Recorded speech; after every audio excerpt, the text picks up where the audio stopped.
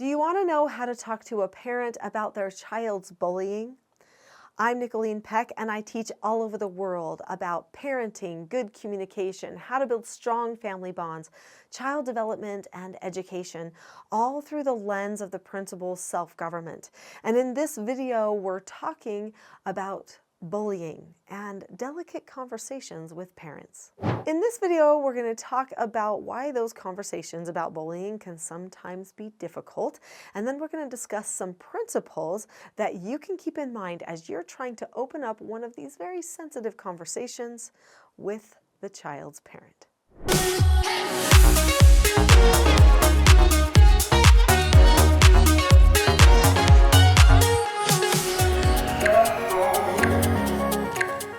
Conversations about bullying are so hard because no parent wants their child to be a bully.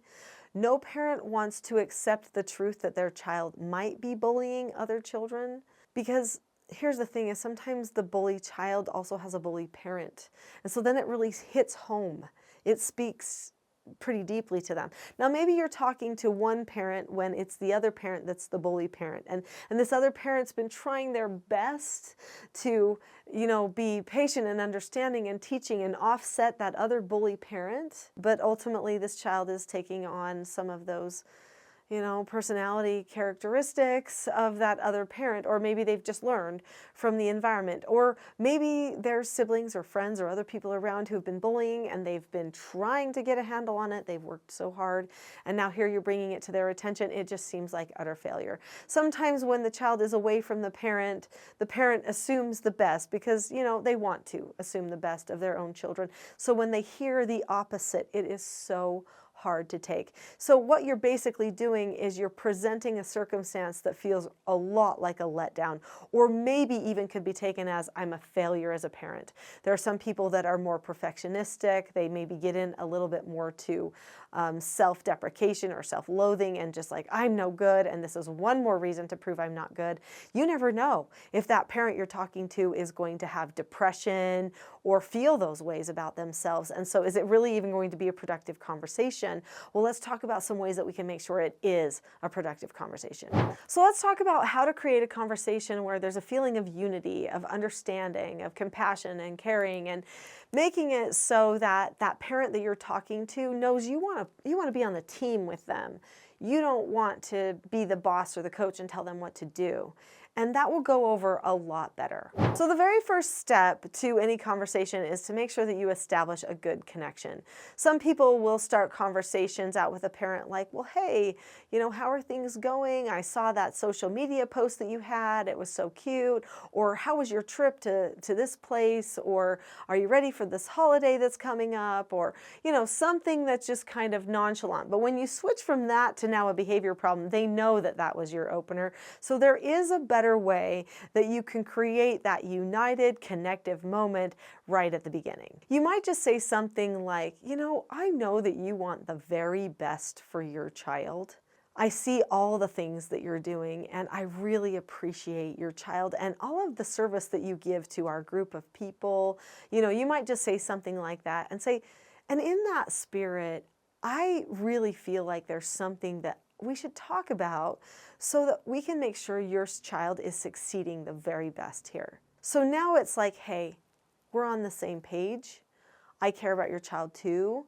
And so let's have a conversation about this. As part of this sensitive conversation, make sure that you acknowledge the parent's intentions. The parent wants the best for their child. So saying, I know you want the very best for your child is a really great way to have a conversation with them.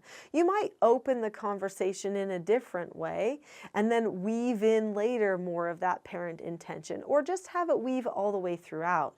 What do you do to weave in the parent intention or acknowledging that the parent wants the best for the child? You might say something like, well, you probably already know this, but, or you've probably recognized this too, but I can tell that you've been working on this, but I wanted to show you this, right? So you know that this parent is smart, they're involved, they care. And if they're not, the moment you say it, they might be thinking, I need to be more involved. and I need to be looking at more that's going on because this is news to me. A third thing that you want to keep in mind is to stay descriptive and not judgmental. So whenever I teach about doing a correction, I always talk about being descriptive in the correction instead of taking things personal or saying, oh, you always do this, or what were you thinking, or your child is out of control. Okay, when you say your child is out of control, that is descriptive, but it also feels, the tone of that feels very judgmental. It feels like the person does not care. And so the better thing to say would be to say something like, you know, today when we were outside playing as a class, your child had a couple of situations with some other students that I thought you might want to hear about. So this happened, and then I saw your child did this. And then this happened, and I saw I did this. I'm wondering if there is just a skill that he's maybe not recognizing that he could use at that time. So that type of a description is going to show that, you know, this is based on facts. I'm not judging your child. And you know what? If you saw that, you'd probably see the same thing, right? So this is another way to get us on the same page. So at this point, before you share what you think that you should do about the situation, even though you've probably already thought it out and you have the great skill prepared to teach, you want to invite a parent partnership. So you might want to say, you know, what do you do for this type of thing at home? Or you might want to say, is this a new behavior? Or is this something you've seen in the past? Is there something I should know about the way he processes? Does he worry about certain things? Help inform me here. So now we're coming together as a group before we solve the problem. So another principle is that you want to make sure that you are compassionate, that you're understanding when they say something like, yeah, this has recently become a problem. I thought he was getting it at school and I've been trying to deal with it at home and it's just getting out of hand, and say, okay, you know what? I have seen stuff like this at school, not just with him. There's other parents that I've been talking to. Or you might say, you know what, this is such a hard part of life. There's a lot of developmental things that are happening right now.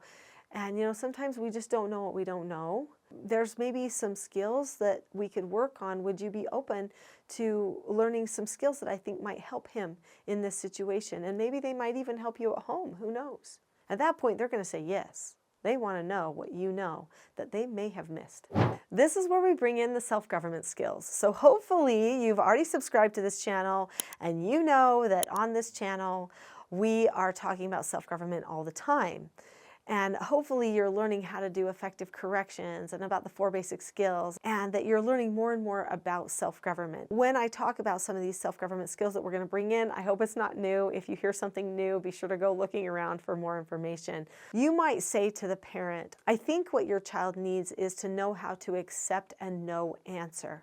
So that's a vital adult skill for success, and we all have to learn it multiple different times in our lives. When the other children are telling him no, that they don't want to do this, or they're giving him a signal they don't want him to bother them, he's not accepting that no answer. And I think that might be hard, and this might be why he's starting now to bully, right? So he's coming in, he's bullying them, he's being mean. So at this point now, we need to say when a person is bullying, we've got to make sure that they know there's a no answer, and that they need to drop the subject about it. We might teach them another self-government skill, disagreeing appropriately. You might also say, you know, we need to come up with a negative consequence for this bullying that's going to matter to him. What do you think would matter? So you're bringing in parent input again, right? And then you're saying, okay, so let's have this be our negative consequence, and I'll just keep in touch with you so that you know if he ever earns that negative consequence here at school or at playgroup or wherever you happen to be. So finally, as you're closing up these conversations, or even throughout the conversation about bullying, you want to be reassuring. I think parents really attack themselves when they feel like their child is attacking other people. And, you know, just say, hey, listen, a lot of children experiment with bullying. It's okay. It's probably not as much about them personally and their personality, but it's probably just a skill gap. They don't know how to solve their problems, and so they start controlling. Maybe they don't know how to solve their own anxieties, and so that's why they're controlling. There's a lot of different reasons why people start to control and intimidate other people to get their way. and maybe we can work on some other social skills and self-government skills that can help. So just let them know that's okay, you're not giving up on the child. Be encouraging and welcoming for them to come along that journey with you as you teach self-government skills to their child and to them.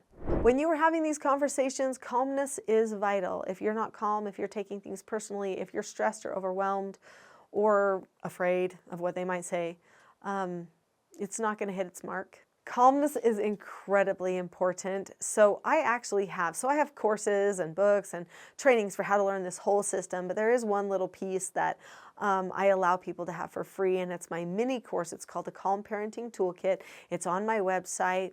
You can get it for free right now. In the description below this video, there's a link to it. It says teachselfgov.com/toolkit. Click on the link to the Calm Parenting Toolkit next. I'll see you there.